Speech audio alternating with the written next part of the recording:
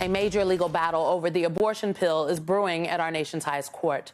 The Supreme Court will decide on the availability of mifepristone, which is a drug most commonly used in medication abortions. The Biden administration is looking to preserve access to the pill, including by mail or prescribed telemedicine. The group that brought the case has accused the FDA of acting, quote unquote, unlawfully by removing common sense safeguards for women and authorizing dangerous mail order abortions. For more, I want to bring in a doctor for a house call, Kavita Patel, a clinical physician and former senior policy director during the Obama administration. Dr. Patel, can you just tell us just straightforward, medically, are there any common sense safeguards for women by limiting access to this pill? No, not at all. Simone, this was absolutely a case that was intended to talk about privacy or safeguards or any sort of these limits. And all it was a kind of a cloak in disguise to do more to restrict. And I'm just going to say it's just restricting healthcare. It's not even abortion or this. Yes, this is a drug that's used for about 50 to 60% of all abortions. Medications are used for most abortions in the United States and have been safely doing that for decades. But this was absolutely just a way to undermine and use the FDA's safety assessment, which has been backed also by decades of science, Simone, as an excuse to limit women's ability to get their own health care. You make the healthcare argument, Dr. Patel, and I think it's very important that people understand the importance of this medication. It's my understanding that mifepristone is prescribed if one has a miscarriage or if a woman has an ectopic pregnancy. So can you just explain to people why access to it by mail and telemedicine is so critical? Because there are folks out there that will say, hey, why can't people just go to the doctor's office? Yeah, well, one, remember that about 40% of women actually lack access to reproductive services that are within a 30-minute drive. So we're not just talking about rural America. We're talking about pockets of urban parts of America where it is not easy to just get on the phone and get access to a drug like this.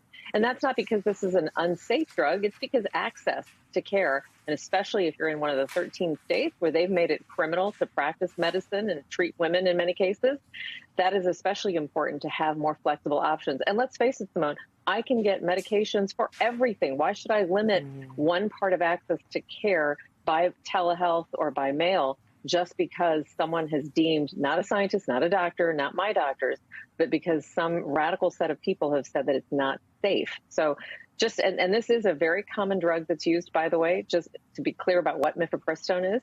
It just basically prevents the hormones that cause the uterus to kind of continue to implant a pregnancy. It just blocks that hormone. And that's incredibly important to remember that this is not something that is foreign to us. We've done it for decades.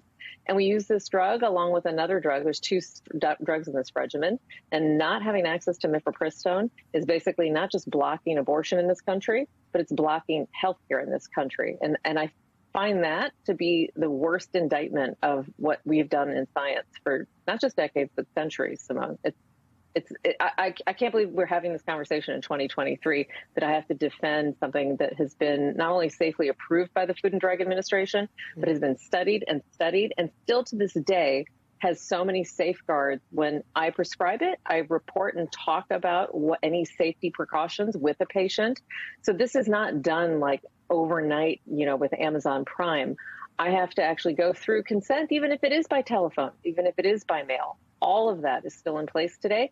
And women should hear this. It is still legal to do everywhere in the United States. I think people are creating a misinformation campaign to scare women and make them think that this drug is not available. It is still available today in all states, but it's getting harder to figure out what's fact and what's fiction. Dr. Patel, these conservative groups, they're not just directly targeting abortion. They are going after the FDA and its process for approving drugs. As a physician, what do you make of that approach? Yeah, it's disturbing. I worked on FDA policy back when I worked for Ted Kennedy. And one of the most important things that we did when we worked in the Food and Drug Administration, by the way, with the Bush administration, with the Obama administration, Democrats and Republicans all agreed that keeping science out of politics and keeping politics out of science were incredibly critical. The FDA is a very important independent agency, and we leave it up to scientific advisors exactly for that reason, Simone. You wouldn't want someone giving anyone a diagnosis of cancer without having the sound science to support that diagnosis that comes from the integrity of the Food and Drug Administration.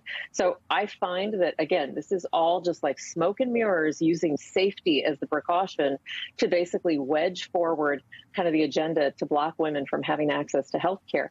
It's not about words like abortion. It's about women's lives, and it's about our future. And Simone, something that you should shudder to think about, even if we're in a protected blue state like Michigan, like other states that have said that abortion is legal, to have the FDA's authority undermined will affect everyone. So you will no longer have that benefit if this goes in place and the Supreme Court decides to reverse the FDA's ruling.